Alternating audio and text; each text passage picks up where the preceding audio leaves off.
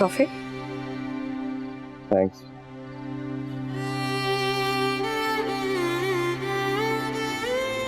वकील से बात हुई? हाँ बात तो हुई है, लेकिन मैंने फैसला किया कि मैं केस वापस ले लूं। क्या?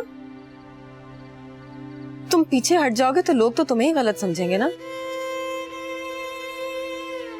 अभी भी तो यही समझ रहे हैं। हसन, अगर तुम बेकसूर हो तो तुम्हें खुद को बेकसूर साबित करना होगा। तो तुमने अगर का लफ्ज क्यों इस्तेमाल किया? मैं वाकई बेकसूर हूं मनाल। क्या तुम्हें मुझ पर यकीन नहीं? यकीन है, इसीलिए तो कह रही हूँ कि बहादुरी से मुकाबला करो और साबित करो कि तुमने ये फ्रॉड नहीं किया। कैसे साबित करूं मैं? साबित करने के लिए भी 2 लाख रुपए की जरूरत है। कहां से लाऊंगा इतनी रकम? 2 लाख? जी, वकील को देने के लिए चाहिए, और इस बात की भी कोई गारंटी नहीं कि मैं केस जीत जाऊं। बहुत पक्के सबूत इस्तेमाल किए उन्होंने मेरे खिलाफ। मैं तो सोच रहा हूं कि इसे अल्लाह की तरफ से आजमाइश समझकर भूल जाऊं और कल से नई जॉब तलाश में। आजमाइशें आती हैं हर इंसान को, लेकिन उसका मतलब ये भी नहीं कि उनका सामना करने के बजाय मुंह फेर के बैठ लिया जाए। तुम्हें बहादुरी से इसका मुकाबला करना होगा और रकम का बंदोबस्त भी हो जाएगा। कहां से होगा बंदोबस्त? बैंक में जो जेवर रखे हैं वो हम बेच देंगे।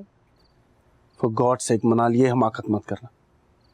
इतनी मुश्किल से पाई पाई जोड़कर तो वो सेट बनाया, तुम उसे बेचने की बात कर रही हो। हसन, तुम्हारे केस के लिए मुझे अपना जेवर तो क्या, अम्मी का जेवर भी बेचना पड़े ना, तो मैं वो भी बेच दूंगी।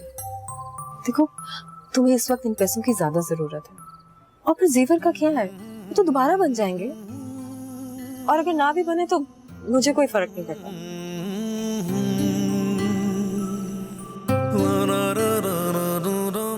मना, मेरी जान एक बात याद रखना, मैं तुम्हें मलका बनाकर इस घर में लाया था। भला जेवर के बगैर भी कोई मलका होती?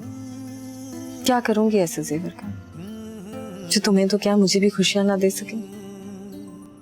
मैं तुमसे ये कुर्बानी नहीं ले सकता।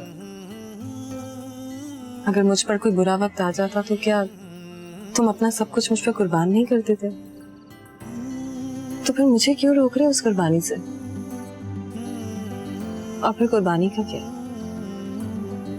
जेवर तो लोग बनाते ही इसलिए हैं ताकि बुरे वक्त में काम आ सके। अब इतना बुरा वक्त भी नहीं आया कि मैं अपनी मनाल की खुशियां बाजार में बेचा। तुम्हारी मनाल की खुशियां बेजान चीजों में नहीं है, बल्कि अपने हंसते बसते बिलाल और हसन के साथ जुड़े हैं। ठीक है, लेकिन इस बात पर और बहस नहीं होगी। जेवर बेचने का सोचना भी मत। मैं अपने किसी दोस्त से उधार लेने की कोशिश करता हूँ। इंशाल्लाह कोई ना कोई बंदोबस्त हो जाएगा रकम का।